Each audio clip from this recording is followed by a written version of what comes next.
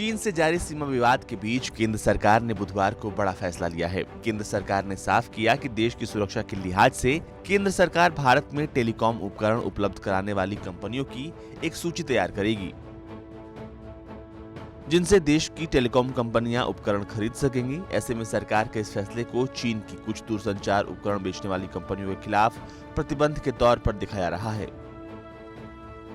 केंद्रीय मंत्री रविशंकर प्रसाद ने प्रेस कॉन्फ्रेंस में एक सवाल का जवाब देते हुए कहा कि कैबिनेट की सुरक्षा समिति ने दूरसंचार क्षेत्र में सुरक्षा को बढ़ावा देने के लिए ये फैसला लिया है। वहीं उन्होंने इस फैसले को चीन से जोड़कर देखने पर कोई भी टिप्पणी करने से इनकार कर दिया।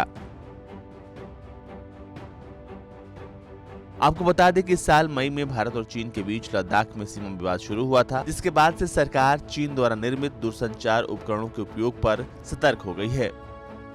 सरकार की ओर से सतर्कता संवेदनशील डेटा की चोरी को रोकने के लिए बढ़ी है। देश में दूरसंचार तकनीक को बढ़ावा देने के लिए हमेशा से सरकार सभी विदेशी कंपनियों का स्वागत करती रही है, जिनमें से चीन की हुआवेई और जेटी कंपनी भी शामिल थी। लेकिन चीन के साथ हुए सीमा विवाद के बाद भारत सरकार ने टेलीकॉम उपकरणों की खरीद में सतर्कता बरतनी शुरू कर दी,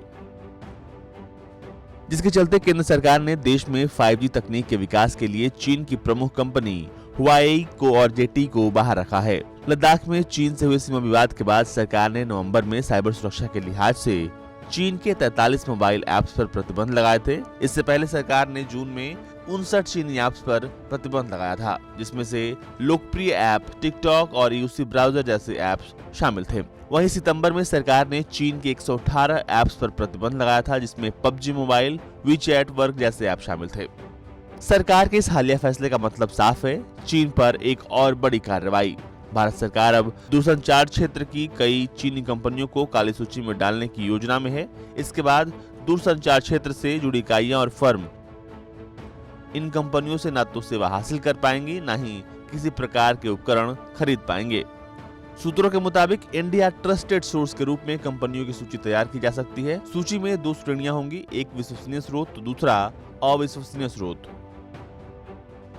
दूसरी श्रेणी में कई चीनी कंपनियों को शामिल किया जाएगा। दूरसंचार क्षेत्र से जुड़ी इकाइयां सिर्फ विश्वसनीय स्रोत में शामिल कंपनियों से ही सेवा और उपकरण खरीद सकेंगी।